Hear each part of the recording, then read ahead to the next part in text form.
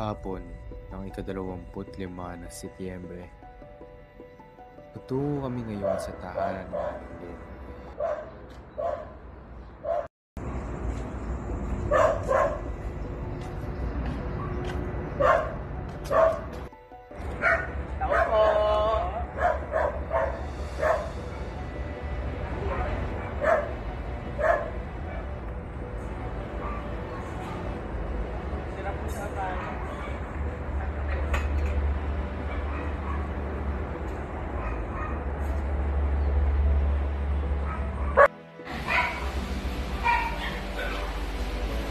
Po kayo.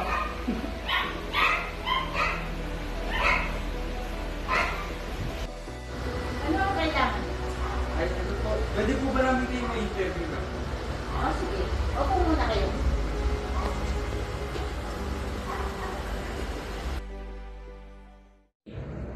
Saan po kayo dati nagtatrabaho? Ang dating trabaho sa kooperatiba.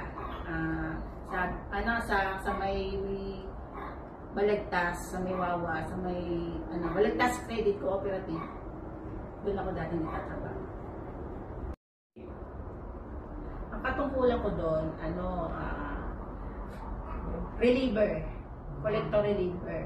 Pero pagka tapos ko mamolekta, doon na ako sa cashier.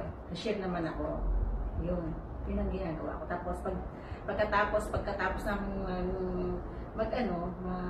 molekta, na gagawa kami ng report sa computer. Yan, at ipinapasa namin sa aming boss. Resign na po kasi nga yung mister ko nag-abroad. Kaya napilitan ako mag-resign kasi yung mga anak ko, meron ako 3 anak, walang mag-aalaga. Kaya yun, ako yung mag-aalaga. Ako yung, bali, naging plain housewife ako. Si Aling Lynn ay isang housewife. Ngunit kahit ganoon, ay handa pa rin siyang magsumikap para sa kanyang pamilya.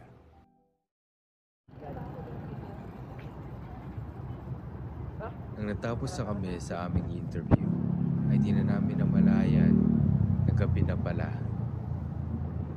Kaya kami papauwi na para ipagpatuloy ito sa susunod na araw.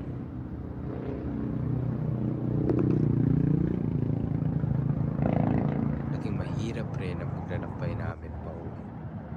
Dahil na rin sa baha na dulot ng mga bagyo ng mga nakaraang araw.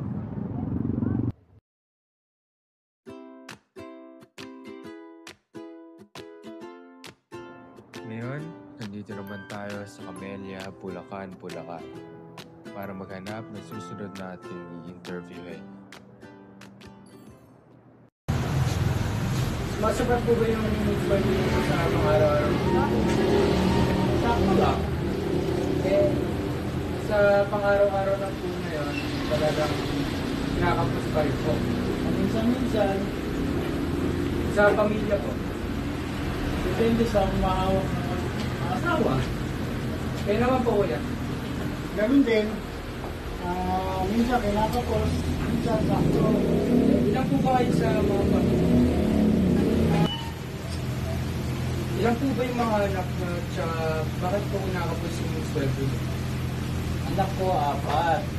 Nag-aaral lahat. Hindi lahat ng sahod sumasapat kasi may dedication na nakautas.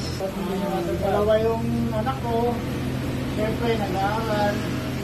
Minsan, may binabayaran sa school. Tapos, baon na pa. Yun, kaya minsan ginakapos. Minsan, nakapos. Ano po yung masasabi niyo sa nakakataas po na kung ano po yung maaari yung pakiusap sa Sama.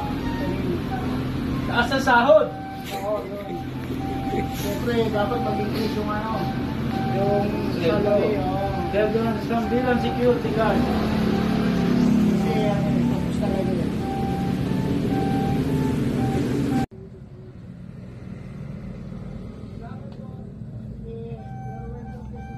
Tapos noon ay nagpatuloy pa kami sa paghahanap ng mga i-interviewin. May trabaho po kayo? Wala po eh. One, two. Ay, ikaw. Go. May trabaho po kayo? Wala eh. May trabaho po kayo? Magtitinda ako ng tinapa. Go. May trabaho po kayo? Wala po. May trabaho ka? Ay, lumayo.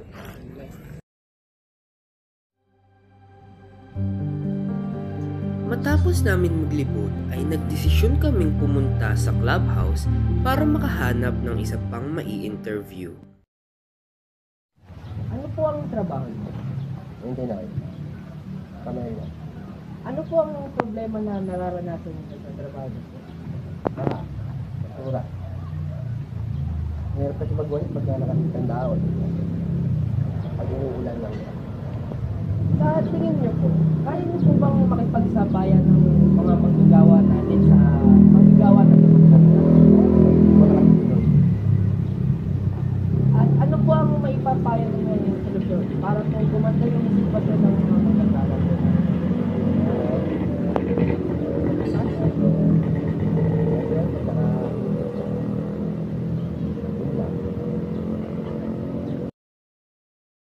Nang natapos na kami sa pag-i-interview rito sa Camellia, napagtanto namin na karamihan sa mga tao rito ay may mga walang trabaho o kaya kulang ang sweldo. Ang susunod naman namin pupuntahan ay ang STI Balagtas.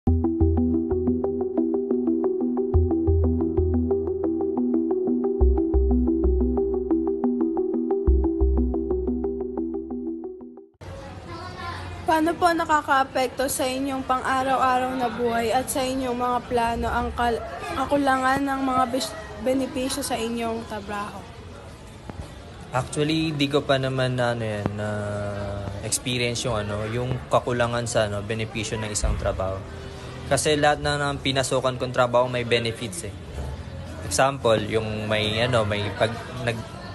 sa pag-ibig nga, pag-ibig, PhilHealth, yun, kinakaltas nila naman sa sahod yun. Meron din naman akong natrabaho dati, wala siyang mga benefits. Kaya mas maganda talaga pag may trabaho ka, dapat yung kampanya may nag-offer silang may benefits na inuhulog. Para may example, yung PhilHealth, pag nagkasakit ka or pwede mong gamitin yung PhilHealth sa mga pangangailangan mo. Yan. Nung may trabaho po ba kayo, ano-ano ang mga kailangan na requirements? For example po is college graduate or high school graduate or kailangan po may experience na po sa inyong papasukan na trabaho? Dapat kasi pag papasok ka sa isang company or sa isang trabaho, kasi minsan may naghahanap sila ng yung may experience na. Ganun talaga. Pati pag gusto mo naman yung mataas-taas na sahod, kailangan mo talagang may requirements ka talaga. Yun, katulad ng PhilHealth, SSL, pag-ibig, yun, yung Pag sa government naman, kailangan mo ng GSIS kasi kailangan yun.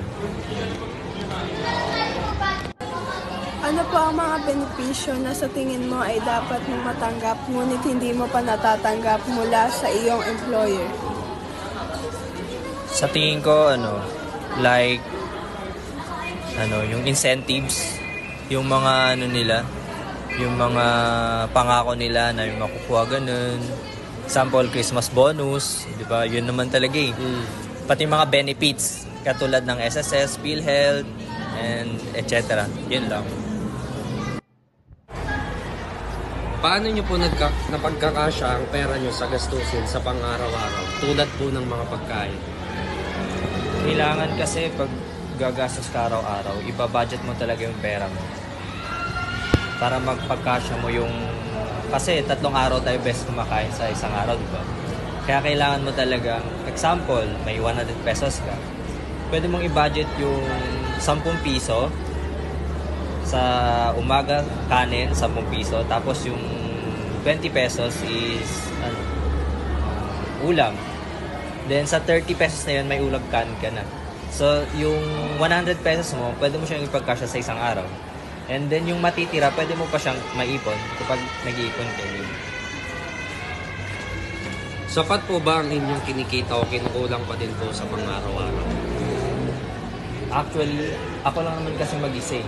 Pag yung magkasahod ako, sobra-sobra pa.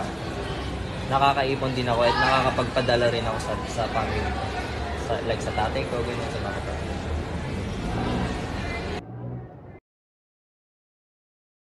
Laging tandaan na mas magandang mabigo ng may ginawa kaysa ng bigo ng walang ginagawa. Kaya huwag ka susuko sa mga suliranin mo sa buhay.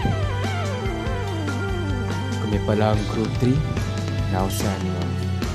Nagsimula sa simple na pasulyap-sulyap, nagpapapansin sa'yo. Umabot sa palitan ng mga mensahe, kilig na kilig ako. Kumusta, kain na, hello, magandang umaga. Ingat ka, pahinga, huwag kang masyadong magpupuyat pa. Naramdaman ng puso na dahan-dahan akong nahuhulog sa'yo.